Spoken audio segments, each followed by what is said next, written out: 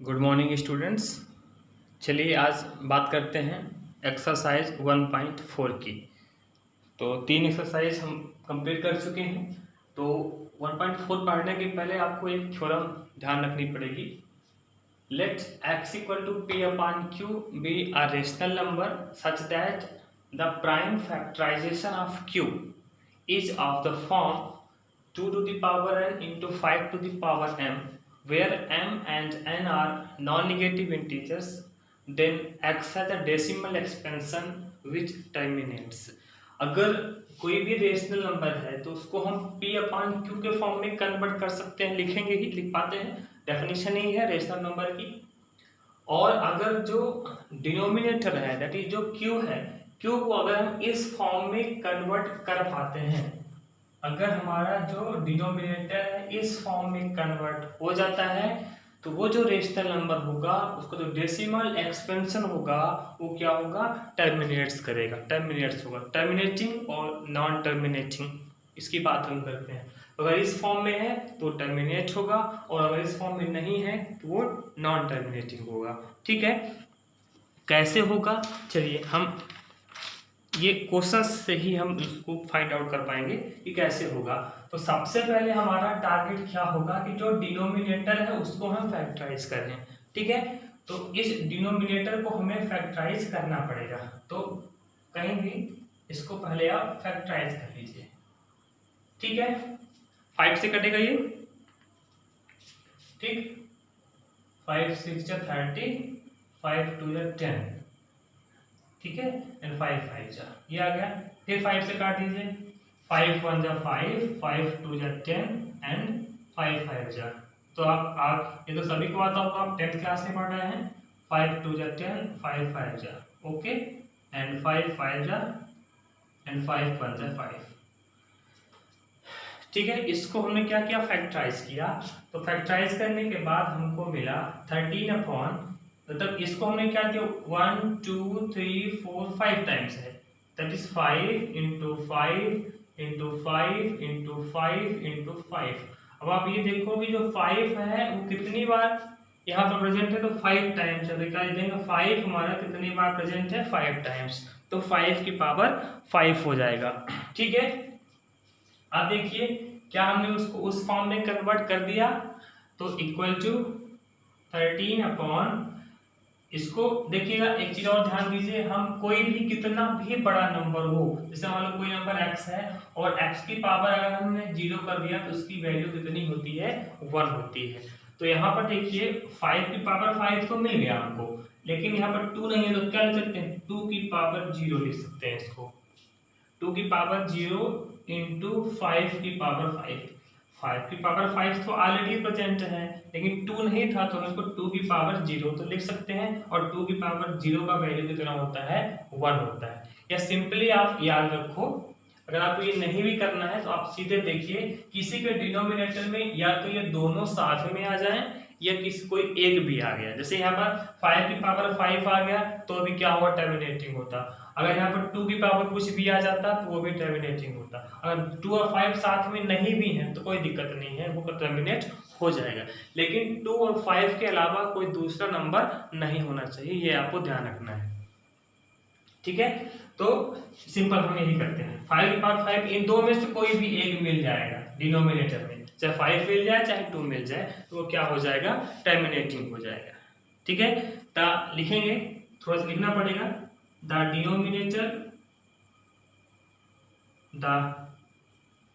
Denominator is of the form 5 to the power m। ठीक है, 5 to the power m, m की value कितनी है, m की वैल्यू 5 है, 5 to the power m।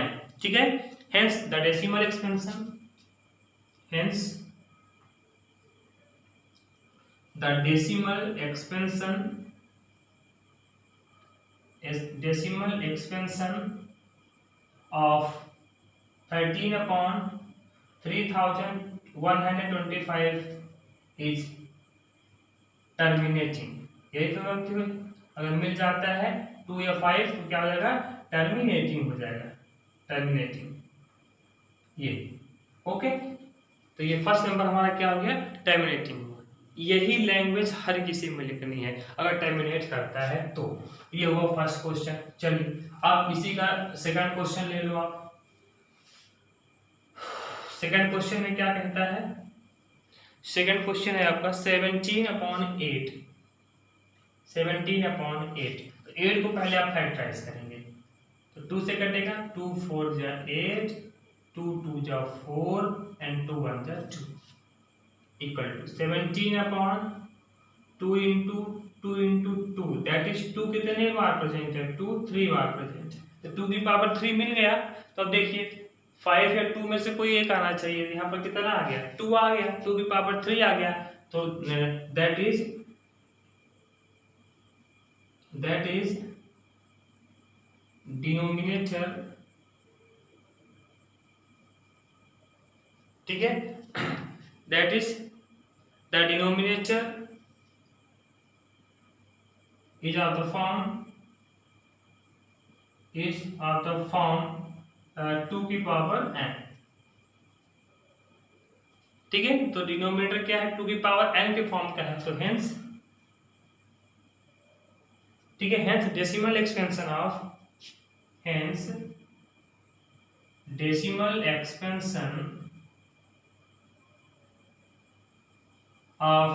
17/2 to the power 3 is terminating। Simple है, ऐसे ही सारे क्वेश्चंस को सॉल्व करना है, ठीक है। चलो अब थर्ड नंबर देखो इसी का, कुछ क्वेश्चंस बता देता हूं, बाकी क्वेश्चंस आप सॉल्व करिएगा, फिर जब दिक्कत होगी तो आप हमें कमेंट्स करके पूछ लीजिएगा। थर्ड नंबर क्या है, 64/455, ठीक है। अब इसको सॉल्व कर दो।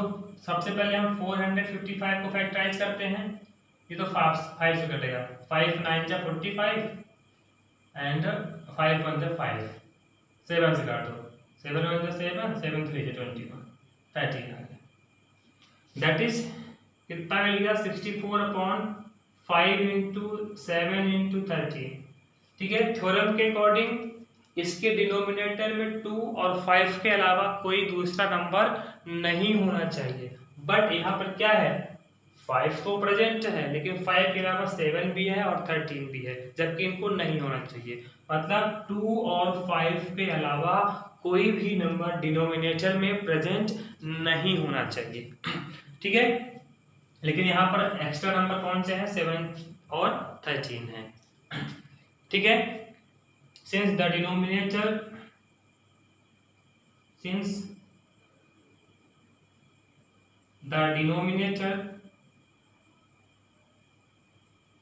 is not in the form of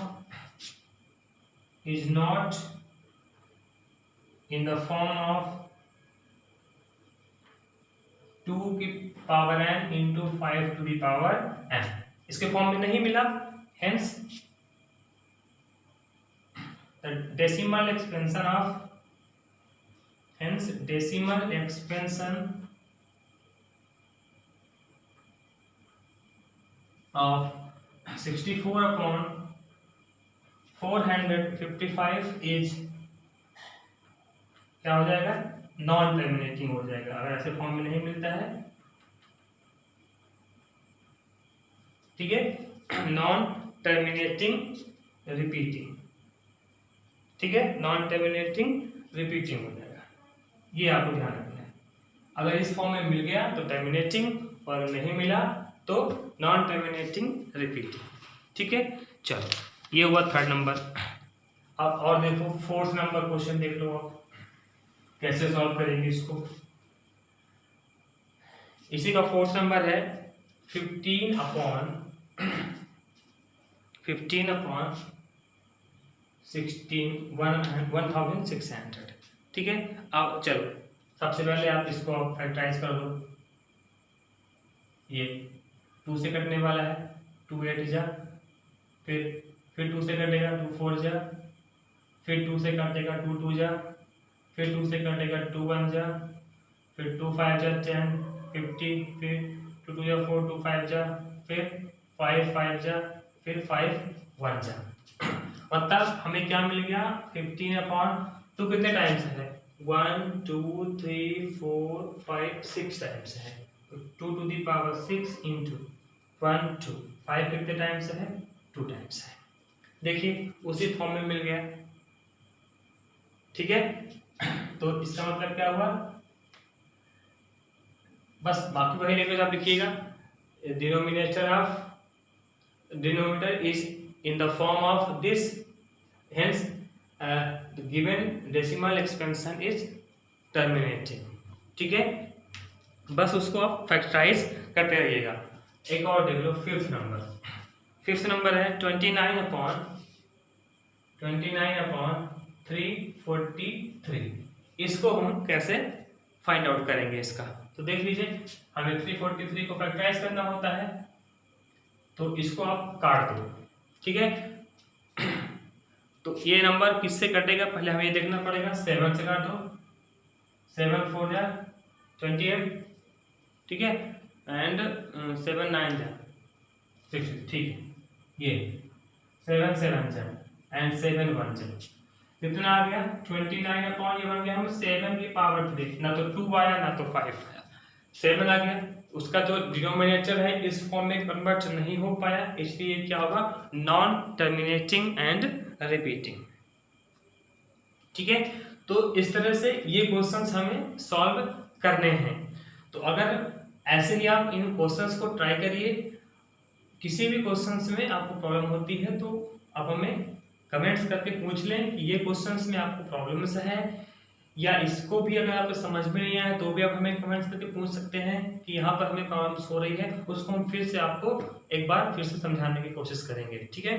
तो बाकी जो क्वेश्चंस बचे हुए हैं वो आपका प्रैक्टिस वर्क है, उसको प्रैक्टिस करिए और जहाँ प्रॉब्लम होती है तो आप हमसे कॉन्टेक्ट करिए।